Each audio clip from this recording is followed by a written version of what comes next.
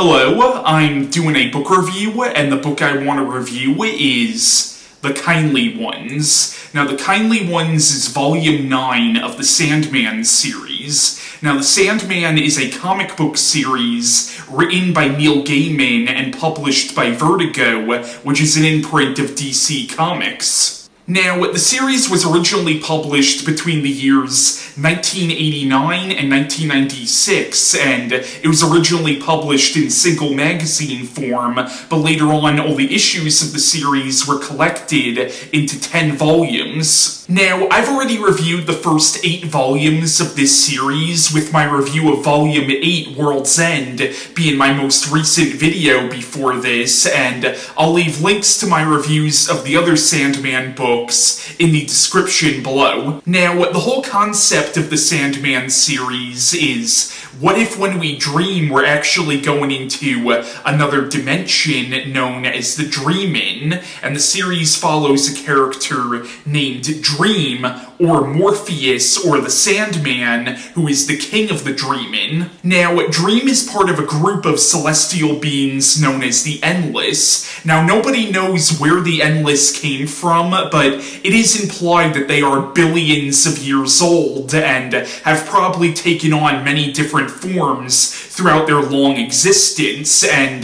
they may or may not be older than our known universe, and may or may not be even older than God himself. Now, the other members of the Endless are Destiny, Death, Destruction, Desire, Despair, and Delirium, who used to be known as Delight. Now, Gaiman very much plays around with genre in these comics. In general, this is a dark fantasy series. However, in the beginning of the series, they also very much worked as horror comics with elements of black comedy, and some of it you could tell was very much EC inspired. And Morpheus, even though he was the main character, in the beginning he was very much an anti-hero, like he was very much sort of between being a hero and a villain. But as the series went on, it sort of evolved into more of a philosophical drama. And Morpheus developed into a much nobler and much more sympathetic character, and he went from being an anti-hero to more of a tragic and deeply flawed hero. Now, this series also incorporates elements of the superhero genre, because this is set in the DC universe, or at least it's set in a universe where familiar DC characters like Superman, Batman, Wonder Woman, and the other members of the Justice League exist. But personally, I kind of like to think of Sandman as being in its own timeline, separate from the mainstream DC universe, mainly because I find the continuity of the mainstream DC universe to be so convoluted that already I kind of pick and choose what I consider to be canon, so I really do kind of like to think of Sandman as being in its own universe, separate from the main continuity, but still being in a universe where these familiar characters do exist. And maybe some events that happened in the DC universe are canon with this, but again, when it comes to canon with especially DC Comics, I really do have a tendency to pick and choose what I consider to be canon. Now, that being said, I still totally buy Alan Moore's run on Swamp Thing and Hellblazer comics as being in the same universe as this. And yes, I know Alan Moore's Swamp Thing does directly tie in with some major events in the DC universe. I still kind of like to think of the stuff published under Vertigo as being sort of in its own continuity. Now, the character of John Constantine from Alan Moore's run on Swamp Thing and the Hellblazer comics, he showed up in Book 1, Preludes and Nocturnes, and in the Swamp Thing comics, there's a character named Matt Cable who eventually dies in that series, and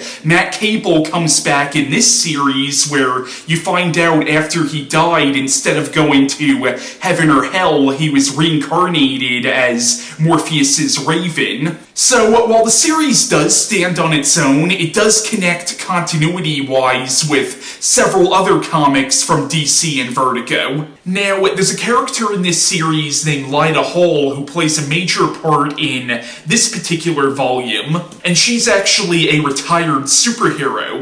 Again, this is set in a universe where superheroes exist, and when she was a superhero, she was known as Fury. Now, she is a character from other DC comics. I think she actually originated in the Wonder Woman comics. But that's something I think is really interesting about this series, is Gaiman is working with both licensed characters and original characters, and he uses that to tell a very original story. And honestly, you don't even have to be into superhero stuff or even be that familiar with the DC universe in order to enjoy this series. Like, it really does work as its own thing. Another thing I really love about this series is Gaiman combines all these different mythologies and all these different religions into its own mythos. Like, Gaiman does incorporate a lot of stuff from Christianity into this mythology. Like, there is a god in the Sandman universe who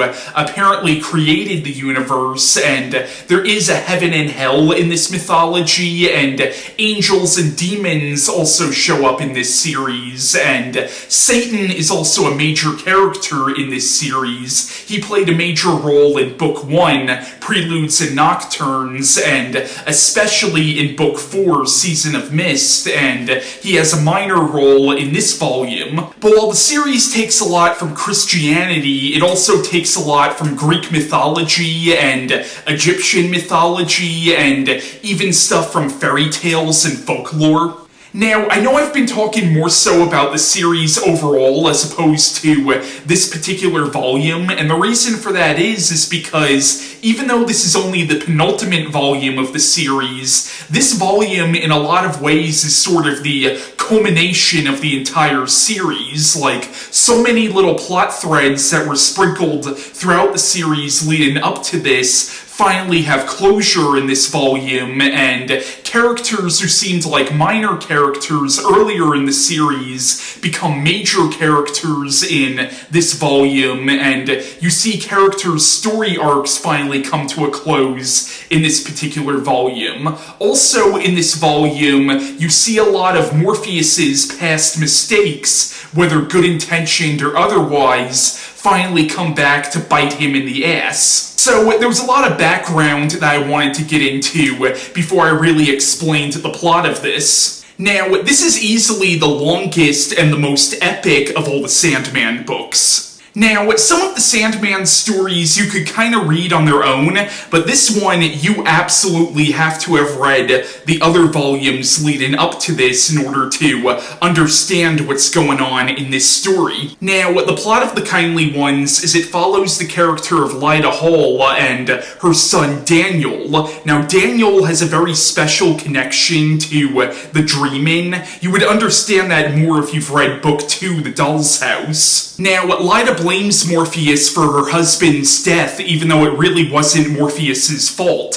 Morpheus was just cleaning up a mess that two creatures from the dream world created. Again, that's stuff that you would understand more if you've read Volume 2. But Morpheus told Lyta that he would one day come for her son Daniel. So what happens in this volume is Daniel is kidnapped. You eventually find out that he was kidnapped by the Norse god Loki and Robin Goodfellow, or Puck, who is sort of like a sprite or a demon, and he is based on a character from folklore. Now, both Loki and Puck were introduced as characters earlier in this series. But after her son is kidnapped, this causes Lyta to have a complete psychological breakdown, which only gets worse when she receives false information that her son is dead. And Lyta blames Morpheus for what happened to Daniel, or what she thinks happened to Daniel. So she goes to the Furies, as in the Furies from Greek mythology, or the Kindly Ones, to help her get revenge on Morpheus. So Lyta and the Kindly Ones become one, and they wage war against the Dreamin'. Now, they can't directly kill Morpheus, however, they decide to make Morpheus's existence a live-in hell by killing all those he cares about, i.e. the creatures that inhabit the Dreamin'. And the only way for Morpheus to save his kingdom, the Dreamin', he has to make the ultimate sacrifice. And that's the basic plotline of the Kindly Ones, but there's actually a lot more to this story than just that. There's also a subplot in this book about Rose Walker, who we were introduced to earlier in this series. She was basically the main human character of Book 2, The Doll's House. And she was a character that I really liked in The Doll's House, so it was really cool seeing her again. And Rose is seeing a friend of hers who's dying from AIDS, and her friend gives her a message from her grandmother. The issue is, Rose's grandmother has been dead for several years now. And Rose returns to the home where her grandmother spent most of her life, and if you've read The Doll's House, you would realize that Rose only briefly met her grandmother, and in this you see Rose trying to figure out who exactly her grandmother was. And she also starts to finally figure out what her connection with all this supernatural stuff actually is. And in the sections of this book dealing with Rose, we're reintroduced to two characters that we met in Book 1, Preludes and Nocturnes, and we finally get some closure with their storyline. Now, this isn't really a subplot per se, but you see Lucifer come back in a couple of scenes in this book.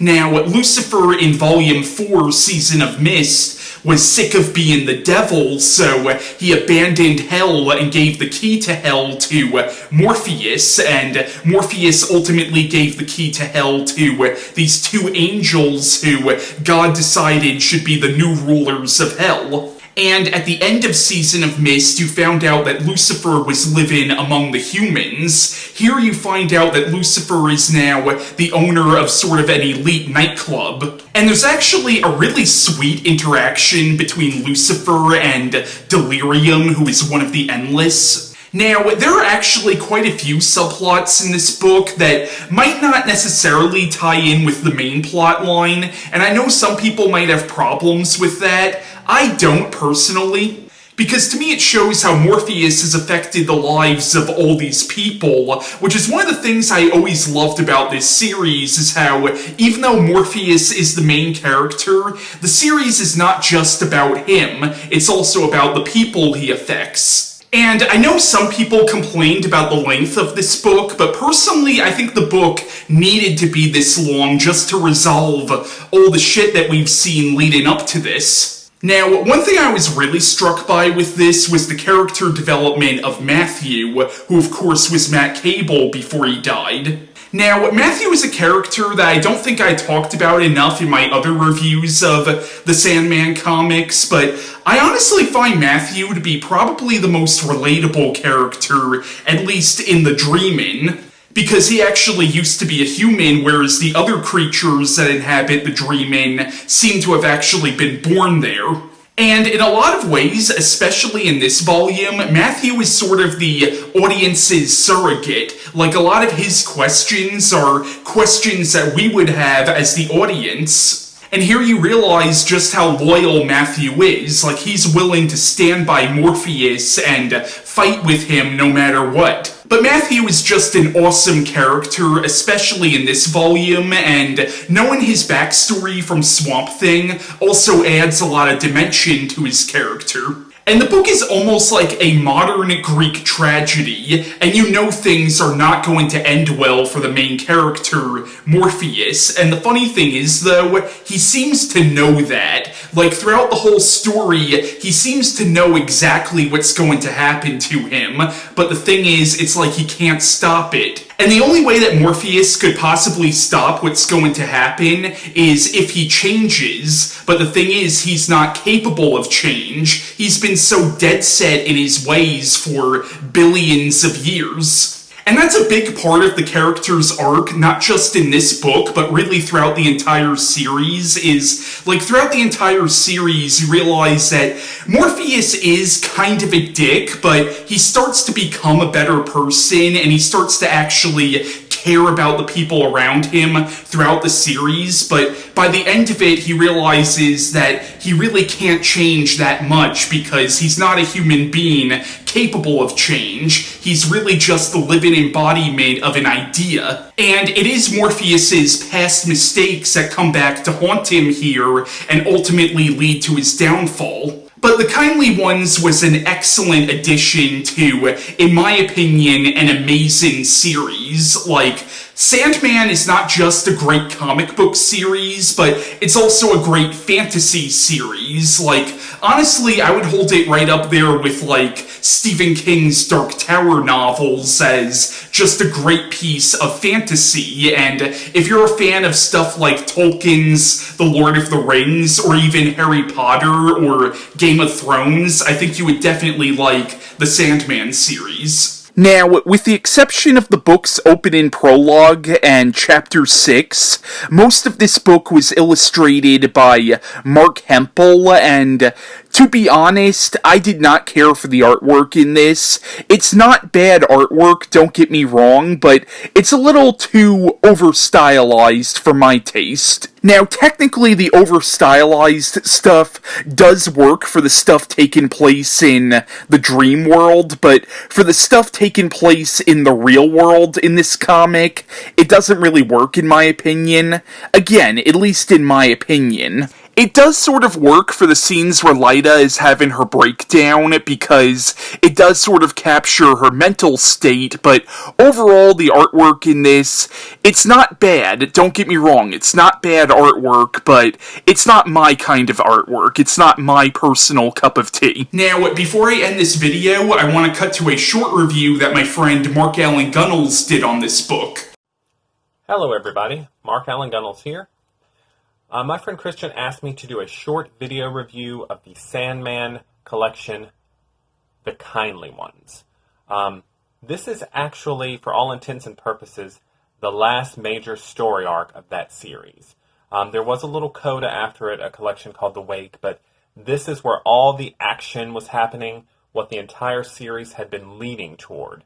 And it was very exciting, very action-packed, very emotional at the end.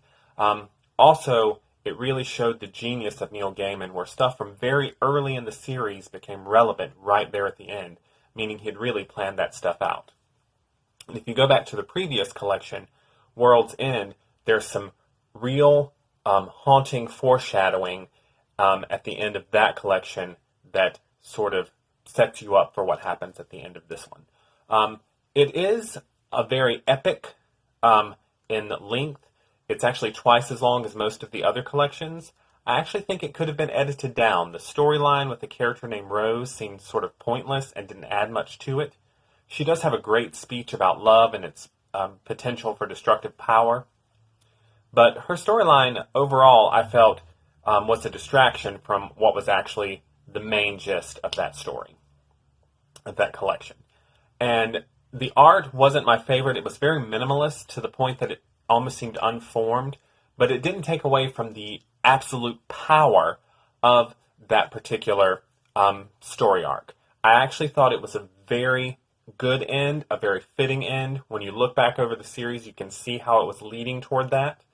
And I think Gaiman did a really good job of giving us a big denouement that was exciting and explosive, but also very emotional. So I am, despite the fact that I do think it's bloated and needed to be edited, I am a fan of The Kindly Ones. I hope you enjoyed Mark's take on this book, and that was my review on Sandman 9, The Kindly Ones by Neil Gaiman, and my next book review will be on Sandman 10, The Wake.